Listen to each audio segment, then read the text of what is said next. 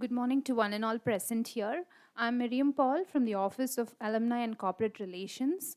I'm delighted to welcome you all to the launch of the Kripalu Chair for Transformational Leadership. I kindly request you all to put your mobile phones on silent mode. Let us begin this occasion with an invocation. I request all of you to rise for the Tamil Thai Vartha, followed by our national song. நீராறும் கடலுடுத்த நிலமடந்தை கெழிலொழுகும் சீராறும் வதனமென திகழ்பரத கண்டமிதில் தெக்கணமும் மதில் சிறந்த திராவிடனல் திருநாடும் தக்க சிறு பிறை நுதலும் தரிதனரும் திலகமுமே அத்திலக வாசனை போல் அனைத்துலகும் இன்பமுற எத்திசையும் புகழ் மணக்க இருந்த பெரும் தமிழனங்கே தமிழனங்கே உன் சீரிழமை திறம் வியந்து செயல் மறந்து வாழ்த்துதுமே வாழ்த்துதுமே வாழ்த்துதுமே வந்தே மாதரம் வந்தே மாதரம் சுஜலாம் சுஃபலாம் மலயஜ சீதலாம் சஸ்யஸ்யாமலாம் மாதரம் வந்தே மாதரம் शुभ्रज्योत्स्ना पुलकितयामिनी फुल्लकुसुमितद्रुमदलशोभिनी सुहासिनी सुमधुरभाषिणी सुखदां वरदां मातरं Vande Mataram Vande Mataram.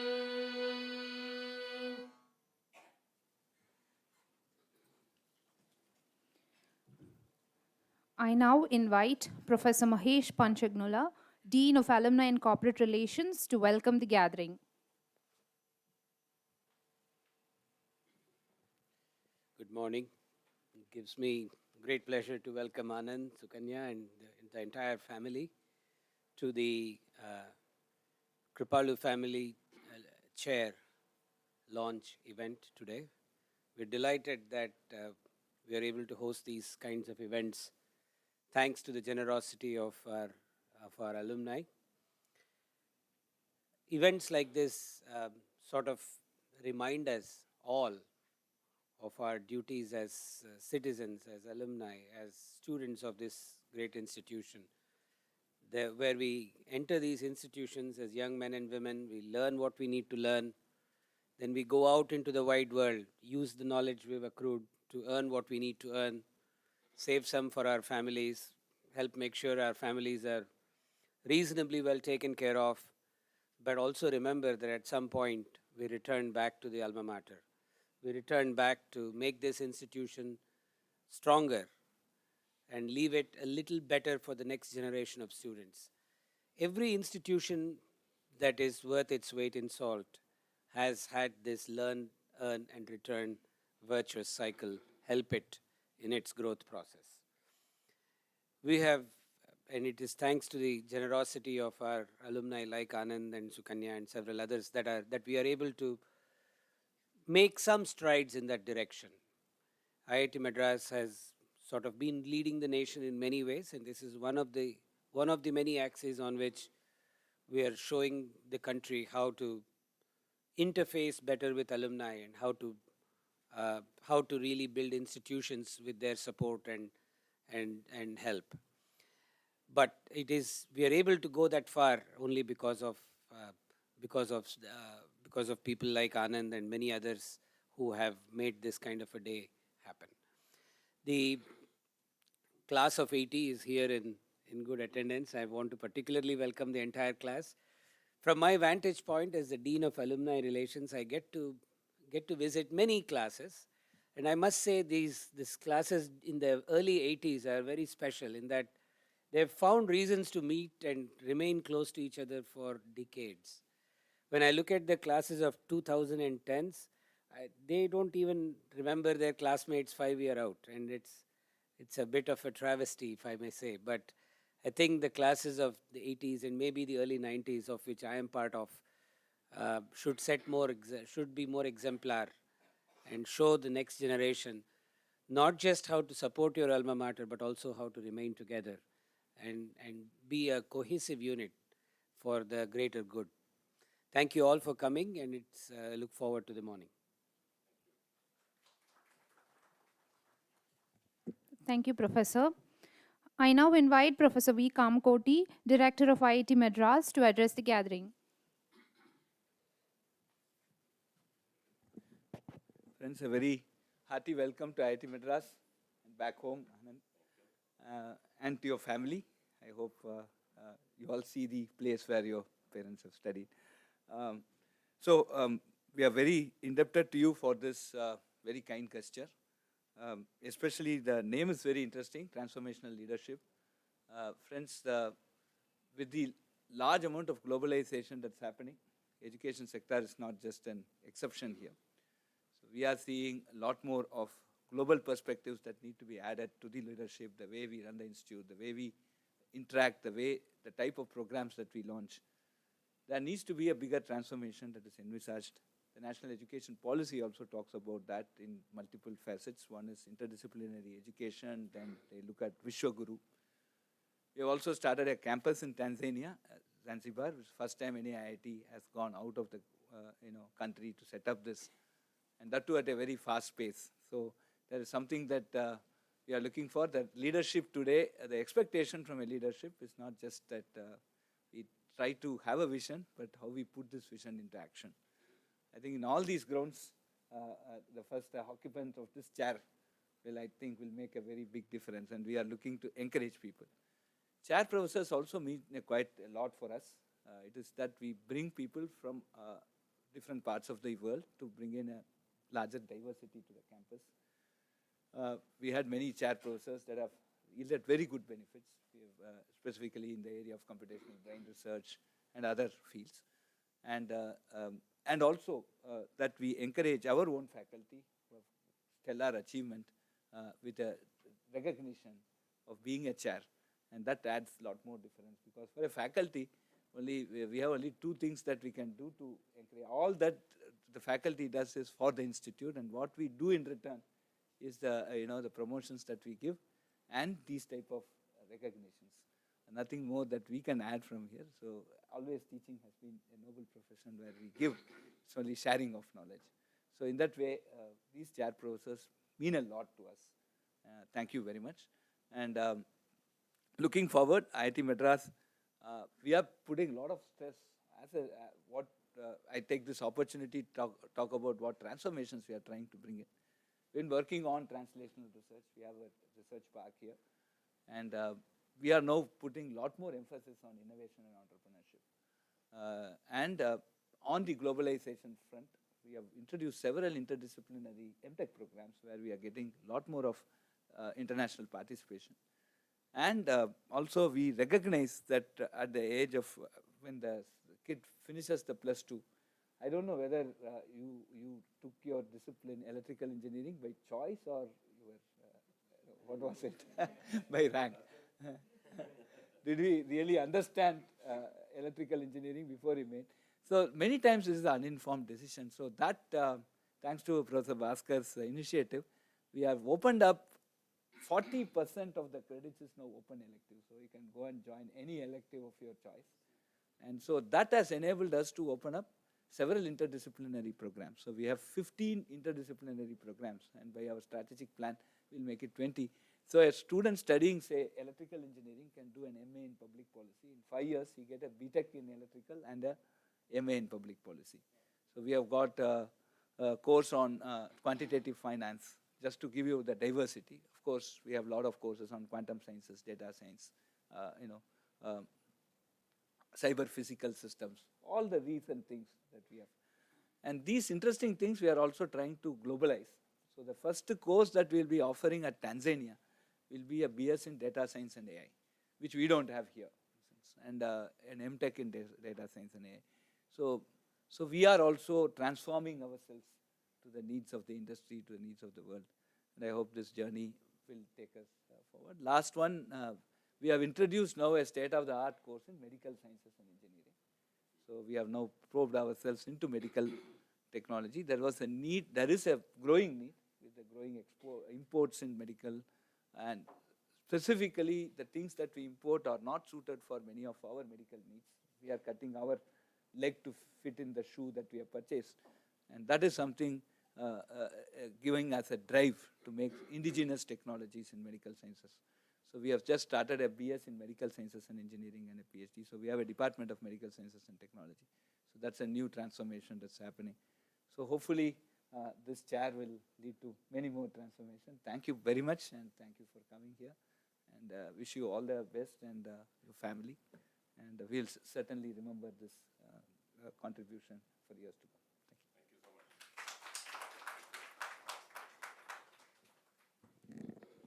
Thank you, Professor. Thank you for joining us amidst your hectic schedule. Thank you. I would like to call upon Ms. Jennifer from the Office of Alumni and Corporate Relations to introduce our guest for the day.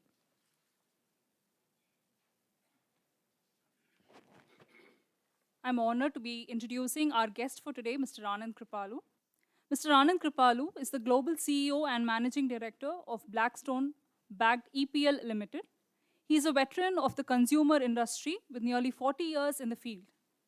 Starting in 1983, he worked at Unilever for 22 years, holding various management, sales, and marketing positions. He was the former Managing Director of Diageo India and also President Asia at Mondelez International. He was also the chairman of the IPL franchise, Royal Challengers Bangalore. Over the past 2 decades, he has led companies to significant milestones. He also transformed United Spirits into a respectable subsidiary under Diageo post its acquisition. Mr. Kripalu also chaired the CII National FMCG Committee from 2009 to 2010. He has also taken on roles as a member of the Managing Committee of the Bombay Chamber of Commerce and Industry. After graduating with a Bachelor of Technology degree from IIT Madras in Electronics in 1980, he pursued an MBA at the Indian Institute of Management, Kolkata. He has also completed the Advanced Management Program at the Wharton Business School. Currently, he is a member of the Board of Governors of IIM Jammu. He was conferred with the Distinguished Alumnus Award for the year 2022 at IIT Madras. We are glad to have you here, sir.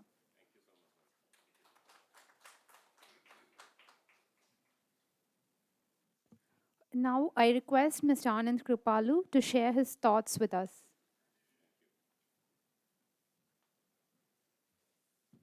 Well, thank you so much for that introduction, and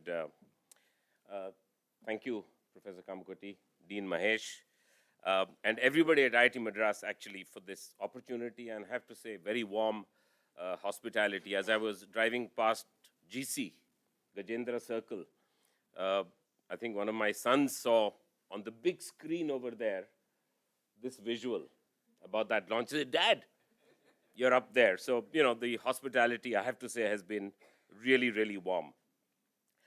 It's an absolute honor to be here today, I have to say that. With my family, my wife Sukanya, who's here, and my 2 sons, Saurav, the older one, from Singapore, and Abhinav from New York. And right through life, they have never listened to me.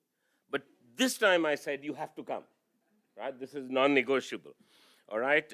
And they are here, and also some wonderful batchmates from, of course, my batch of IIT Madras, and some of them who've taken time out to be with us here today, and of course, a batchmate from Sukanya and my batch from IIM Calcutta as well. So it's fantastic that some of you have been able to make it here.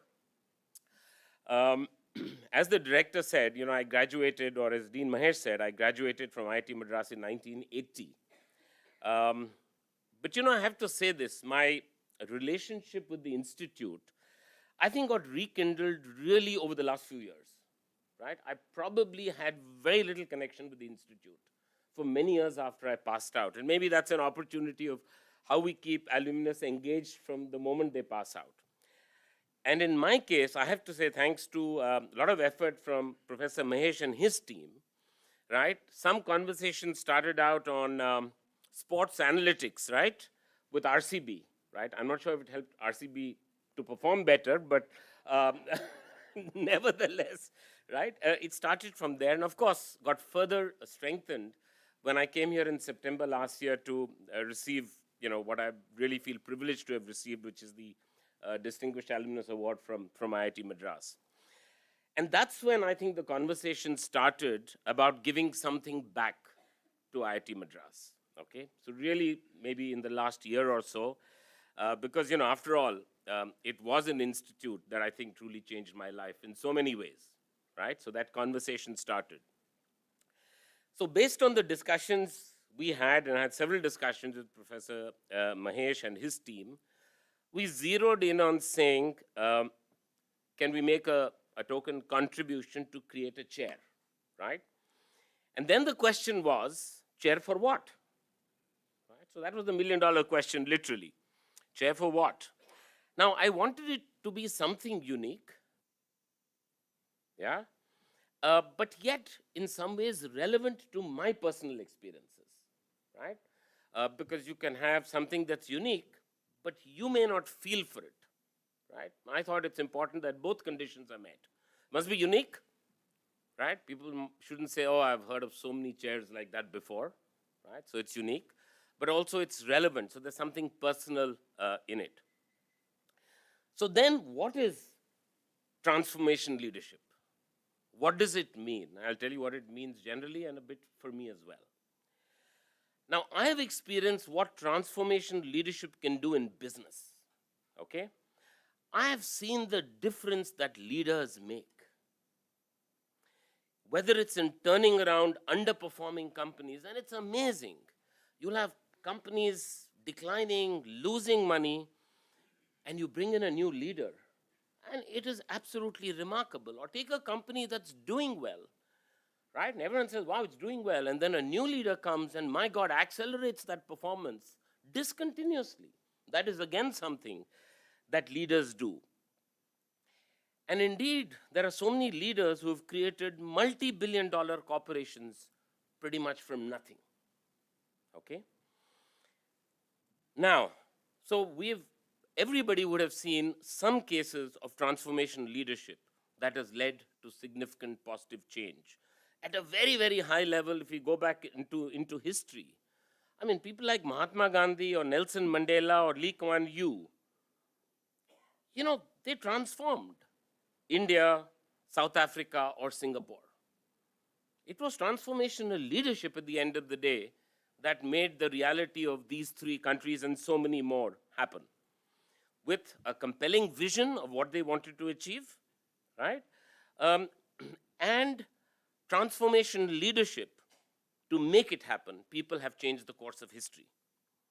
Now that's lofty, right? It sounds very big and oh my God, those are a few people like that in the world. But I'll tell you, come down much closer to ground.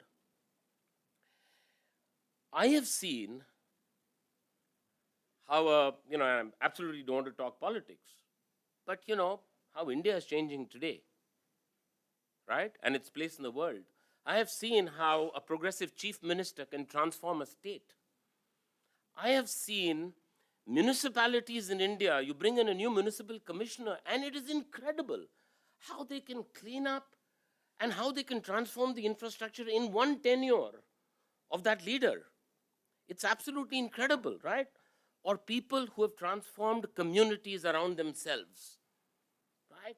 Some village leader, some sarpanch, somebody in the panchayat will say, I will make a difference, right?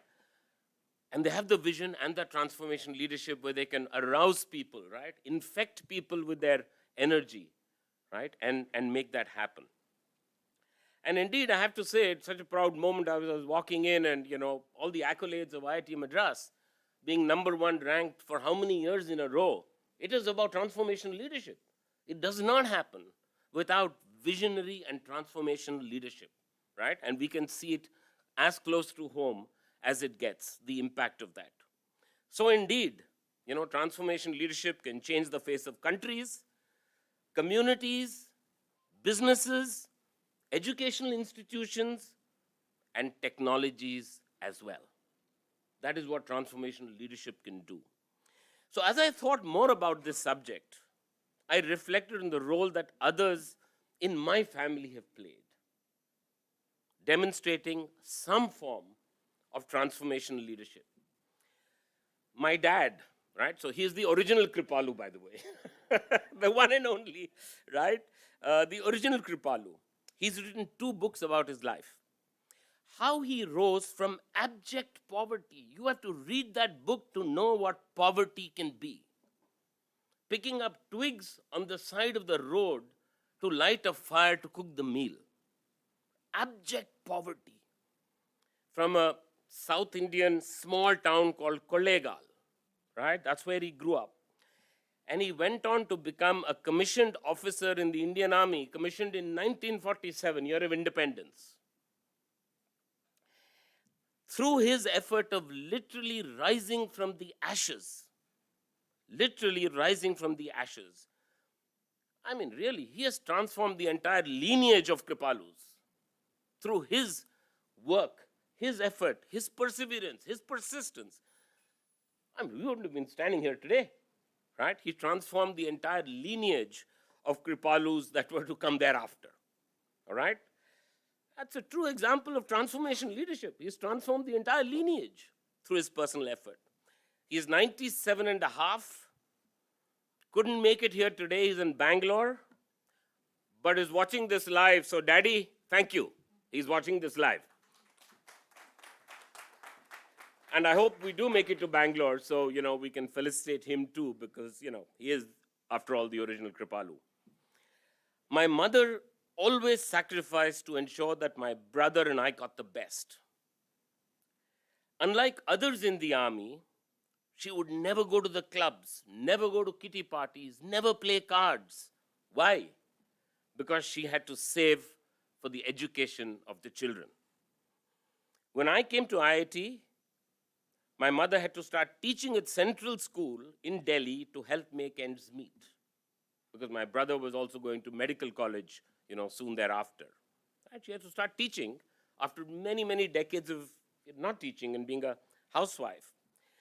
I mean, I have to say, she was the driving force of me becoming an engineer. Those days it was very clear. One must become an engineer, one must become doctor. Exactly what happened, right? She decided. And by the way, she's the one who convinced me not to go to the US after IIT and said MBA, MBA, MBA, MBA. And that's what happened. I never went to the US, right? So many of my batchmates went straight after graduation. I didn't go. Maybe I wouldn't have gotten in anyway, but I stayed, right? And did an MBA and, met her as well. Huh? So I got 2 degrees by the time I passed out, all right? So her vision has become a reality. Transformational leadership, again, not from the front, but from behind. I'm sure she is a very proud and satisfied Kripalu looking down from above today as well. My younger brother, who has demonstrated, he's the doctor, by the way. He did go to the US and he's there now. But what he does in terms of demonstrating humane transformation leadership, he is transforming the lives of people and communities in the US and beyond. And, at some point, one has to see the kind of work he is doing, right? Many people go to the US, become doctors because you can make money, right? But, the kind of work that he is doing, he is truly transforming people's lives around him and beyond. My wife, Sukanya, she has really been the driving force in my own journey, and very often it's fashionable to say that, right? But I can tell you in my case, it's absolutely true. There are two of my batchmates from IIM actually here, and they know that, she was the driving force even in terms of me getting my first job in IIM. So I think she has pushed me hard to transform myself and the companies I have worked for, pushing me harder to say you can do better. And I'll tell you importantly, she never once hesitated when I said I want to contribute a bit of the family's savings to give back to IIT Madras. And I think that's also an important one. Very often, right, it is the family's savings at the end of the day that you're contributing. And she never once said, why? She said, no, we must do it. And finally, of course, our sons who are here today, very proud that they are here with us today, Saurav and Abhinav. And in some ways, they now have the responsibility of carrying forward the Kripalu name by also being beacons of change, right? It's fantastic that, Saurav is coming from Singapore, Abhinav from New York, but the next stop is going to be my hostel room at Jamuna. That is the next port of call after we are done with this event, right? I want them to get a glimpse of where this all started from, okay? It's better now, I can tell you, than it was when I was there.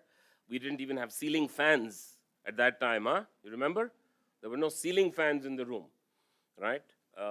And I still remember my dad getting me a ceiling fan from the Army canteen, CSD canteen, and he bought the cheapest one possible, so I had no regulator. So either when I put it on, everything flew away, or I kept it off and we just sweated it out, right? So that's my memory, this green table fan that we had over there. So, when I thought about the name for this chair, we could have named it after specific individuals, right? And that's also a norm that people follow, specific individuals. But I felt there were several Kripalus who have demonstrated the power of making a difference in some form or shape. And therefore, I must say I'm absolutely delighted and privileged, actually, to lend our family name in recognition of all Kripalus, by the way, right? And Kripalus, I thought, was unique enough as a name where you don't, have too many around, yeah?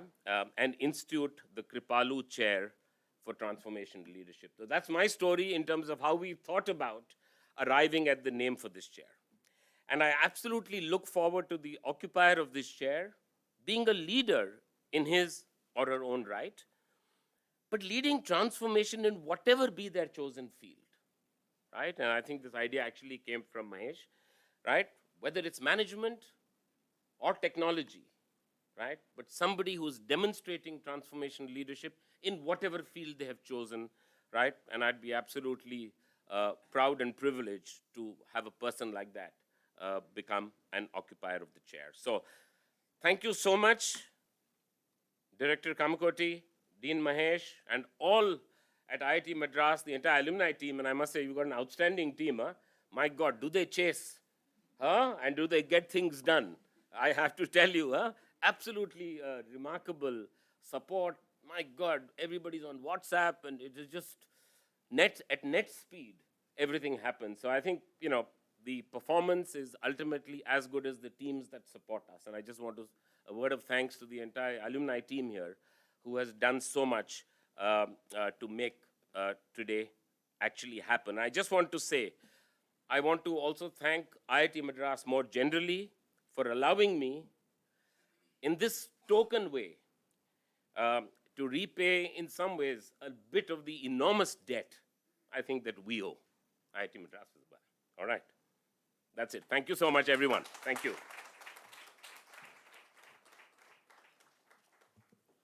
Thank you, sir, for enlightening us with your insights. I would now like to request Mrs. Suganya Kripalu to share a few words.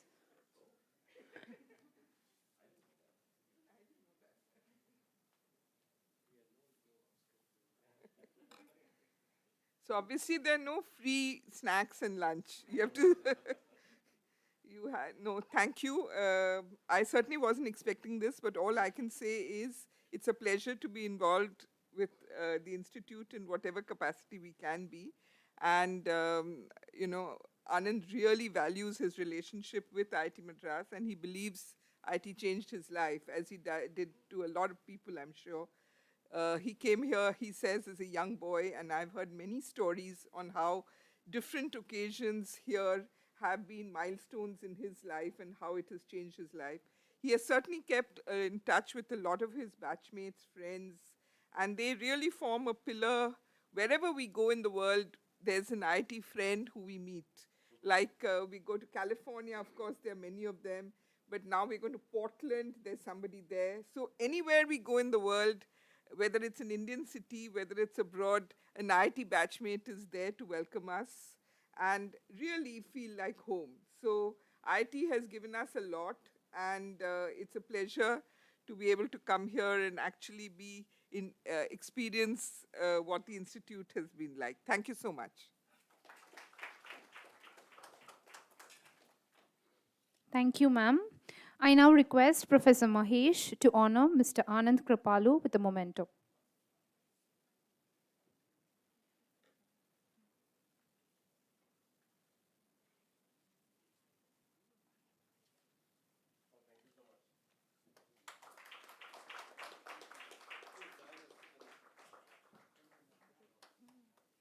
I would like to request Professor B. Kamakoti to honor Mrs. Suganya Kripalu with a memento.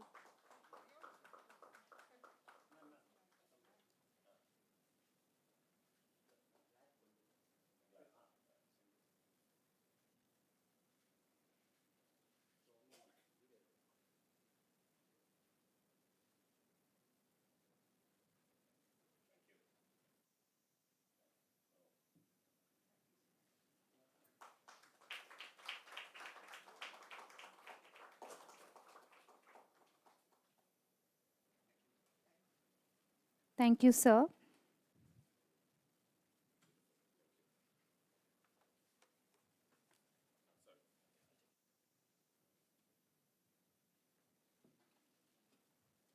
I would like to invite Mr. Kaviraj Nair, CEO, Office of Institutional Advancement, to propose the vote of thanks. Thank you so much. At the outset, I would like to express our sincere gratitude to Mr. Anand Kripalu, Mrs. Suganya Kripalu, Saurav and Abhinav, the entire family, for this very kind and generous gesture. It's unstinting support from alumni like you, which helps the institute move to the next orbit of growth. And what an inspirational speech. What an incredible journey that you just spoke about, right? And we are extremely grateful to you for all your support, all that you have done to IIT Madras. And thank you so much for attending in person. That just shows the emotional attachment and the commitment and on the fond memories you have about the institute, like, right? And thank you so much to Director Professor Kamakoti and Dean Professor Mahesh for their presence in the function today. I would like to express my sincere gratitude to our former director, Professor Bhaskar Ramamurthy, Mr. Shankar, who is the chair of IIT Madras Alumni Charitable Trust, 1981 batchmates who are all present here, and I am Calcutta batchmates of Mr. Kripalu and Mrs. Kripalu, our colleagues, students, faculty members, and my own office colleagues who are present here, who work behind the scenes to make all these things happen. Jennifer, Ilavarasi, and everyone, thank you so much for this wonderful event. I hope all of us live with. Of course, I'm so sorry for that. And of course, to all those, especially Mr. Kripalu's father, who has been able to attend the event online, and all those other people who are attending online also. Yeah. Yeah, sorry. Did I say 1981? Okay, sorry about that.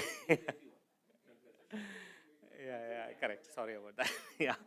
Yeah. And anyways, I'm sure that all of us, all of us live with a lot of fond memories. Thank you for attending this wonderful event. Please join us for the lunch hereafter. Thank you. Yeah.